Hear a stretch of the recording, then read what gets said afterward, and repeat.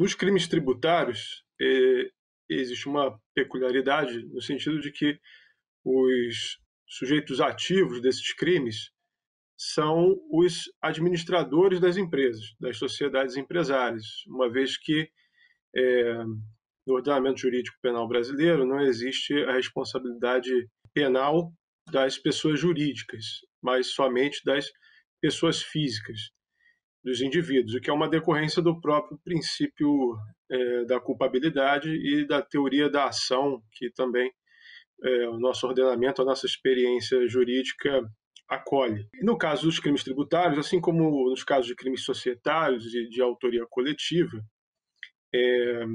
são os administradores da empresa e que, por meio da empresa, utilizam de modo equivocado, de modo criminoso, a empresa para a prática de determinados crimes, como os crimes tributários. E por que os administradores, de uma maneira mais técnica, são os responsáveis, vamos dizer assim, os sujeitos ativos desses delitos? Também porque a administração da empresa tem, por sua essência, o chamado controle gerencial. São os administradores das empresas, no caso de uma SA, diretores ou conselheiros de administração, no caso de uma limitada, administradores, sócios administradores, né, com poderes gerenciais, o chamado controle gerencial, que nada mais é do que um controle que envolve uma série de atividades, que vão incluir planejamento sobre o que a organização deve realizar, coordenação das atividades, das várias partes de organização de uma empresa, avaliação das informações, das comunicações, das informações e o processo de tomada de decisões. Assim como, se houver, sobre também qual ação deve ser executada ou implementada nos assuntos que dizem respeito à empresa. No campo dos crimes tributários, esse controle gerencial, notadamente, se exerce sobre a gestão gerencial fiscal tributária. O controle gerencial vai trazer toda esta gama de responsabilidades para os administradores da empresa. E é justamente por isso que nos crimes tributários, e nesse caso em particular, estava envolvida uma empresa desse segmento, né, do segmento de mineração, e é por essa razão que os sócios administradores dessa empresa, no caso uma SA, a rigor, os conselheiros de administração e os próprios diretores, respeitados os períodos de apuração do ilícito, correto, foram denunciados, constam do polo passivo, vamos dizer assim. No caso de uma SA, o próprio artigo 142, 144 seguinte da Lei das Sociedades Anônimas também dispõe de uma maneira bastante clara sobre esta responsabilidade de administração, seja por parte do Conselho de Administração, seja por parte dos diretores, correto? Então, é justamente por essa razão que os administradores da empresa foram denunciados. Em geral, na grande maioria das vezes, a Fazenda, nesse caso em particular, que estamos comentando, se tratou da sonegação de ISS. Então, ela partiu, de certa maneira, da Fazenda Municipal do município de Mangaratiba. Mas, em outros casos que envolvem ICMS, que em geral são casos de maior incidência na Lugaes, existe um documento produzido pela Secretaria de Fazenda, no caso, uma representação fiscal para fins penais,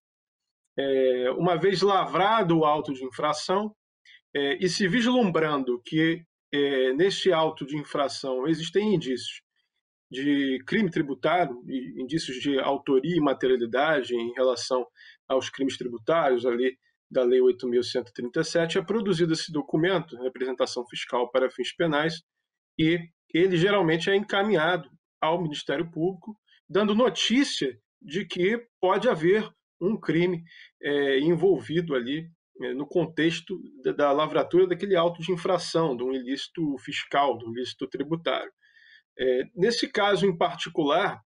houve a lavratura de um auto de infração pelo município de Mangaratiba.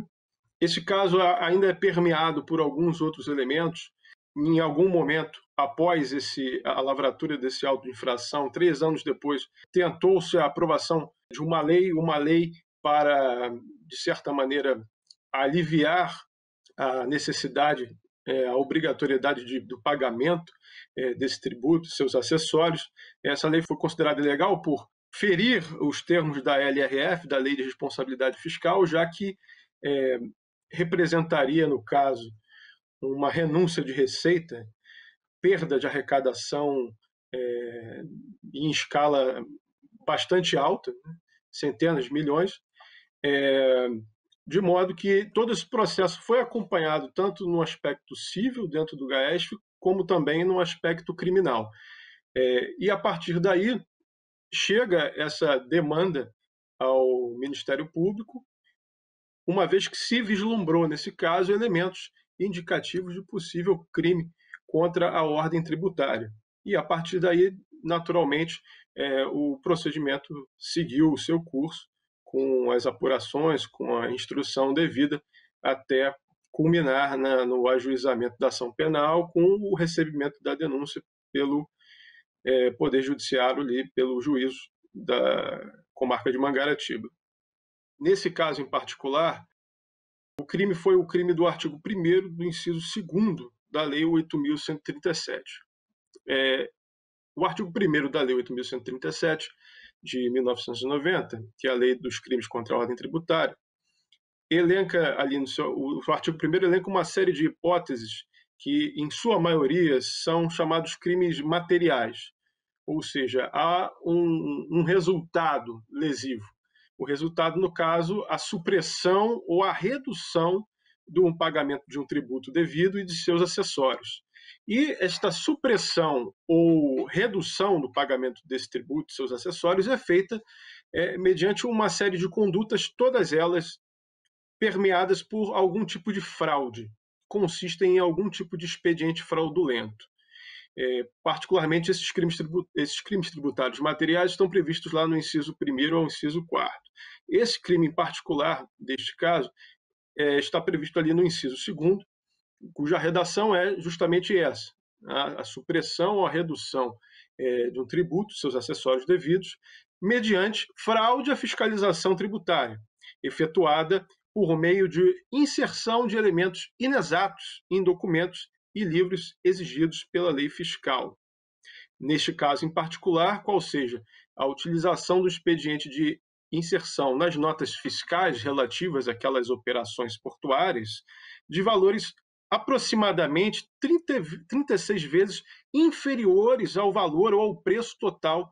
de mercado das operações tributadas, o que repercutiu naturalmente na redução da base de cálculo do ISS e, portanto, na redução, supressão de tributo devido.